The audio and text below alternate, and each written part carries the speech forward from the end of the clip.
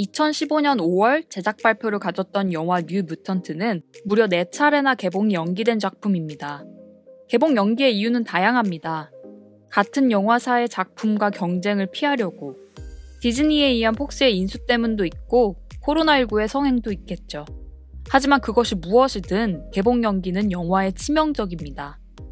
트렌드의 변화와 기술의 진보가 빠른 현재 시대에 영화를 뒤처지게 만들 수 있으며 기대감이 식어버리거나 안 좋은 입소문을 타기가 쉽기 때문이죠.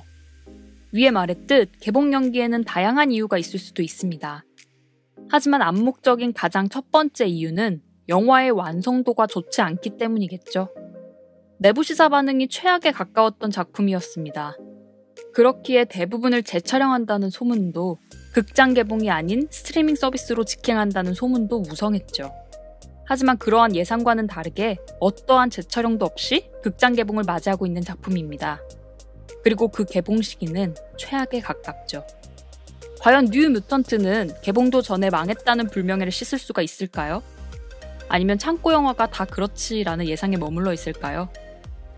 조시 분 감독의 뉴 뮤턴트입니다. 이 영화를 기대하는 가장 첫 번째 이유는 바로 엑스맨과의 연관성 때문입니다. 제목부터 뮤턴트라는 단어가 들어가 있고 예고편에서 등장하는 인물들은 각자만의 능력을 가지고 그것을 무기로 쓰고 있죠. 하지만 조시 분 감독은 촬영 이전부터 말해왔습니다. 이 영화는 히어로물이 아닌 호러물에 가까울 것이다. 샤이닝과 같은 영화가 될 거라고 말이죠. 감독의 선택에 대해선 여러 가지의 이유가 있겠지만 결과를 보고 따진다면 실패에 가깝습니다. 감독의 결단이 약했어요. 이 영화는 완전한 공포 영화도 아니며 히어로 영화를 탈피한 영화도 아닙니다. 어중간하게 다양한 장르를 발걸치고 있는 작품이죠. 우선 하나도 무섭지 않습니다. 절대적인 공포의 빈도수가 너무나도 적어요.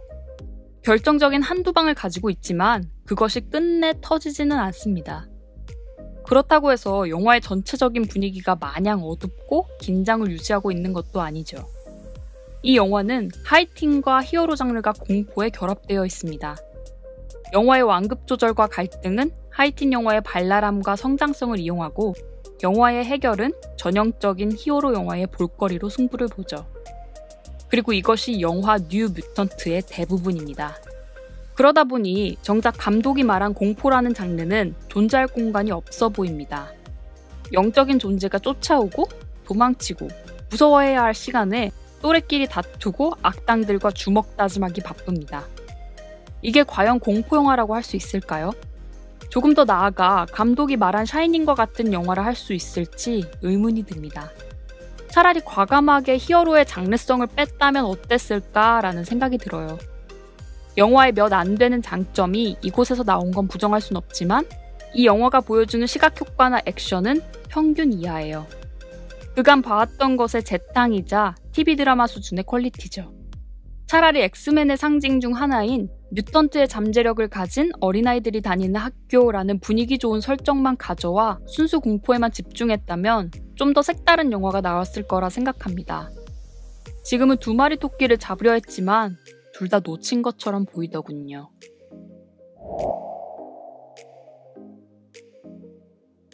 뉴 뮤턴트는 마블의 로고가 박혀있지만 마블 스튜디오에서 만든 작품은 아닙니다. 20세기 스튜디오가 제작한 마지막 엑스맨 유니버스 영화죠. 이 이름의 차이는 곧 정체성의 차이와도 직결됩니다. 마블이 그간 찍어온 히어로 영화와 이 영화는 이야기에서 결정적인 차이가 있어요. 마블 영화와 디즈니의 영화에서는 주인공을 움직이는 결정적인 사건이 존재합니다. 그리고 주인공은 그 사건을 해결하기 위해 최선의 노력을 하죠. 우리는 이것을 주인공의 능동성이라 말합니다.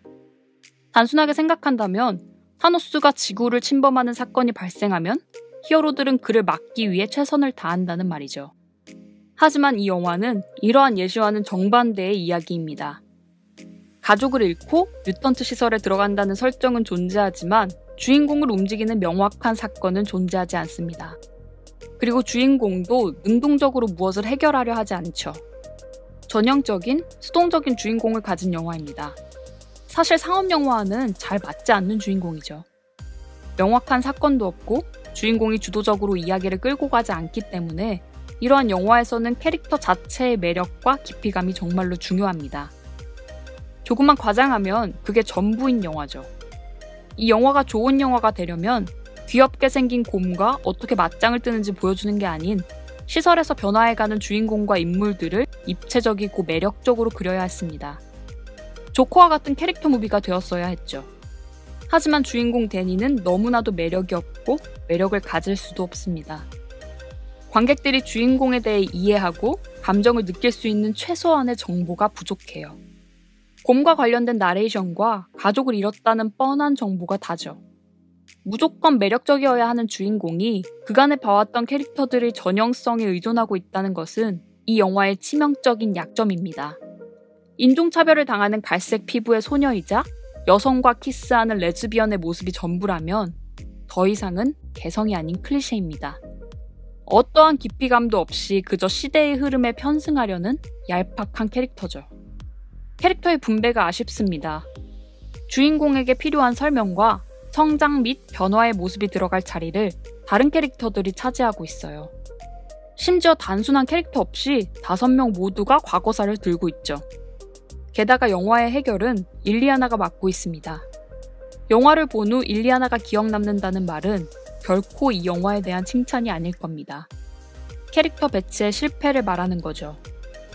조금만 더 이야기하면 닥터 레이스도 너무나도 평범하고 매력이 없어요. 앞뒤가 다른 이중적인 모습도 충분히 부각되지 못하고 주인공을 막아서는 악역의 역할도 제대로 해내지 못하고 있죠. 얼마나 못하면 머릿속에 있는 곰을 끄집어내서 끝판대장으로 삼아야 할까요?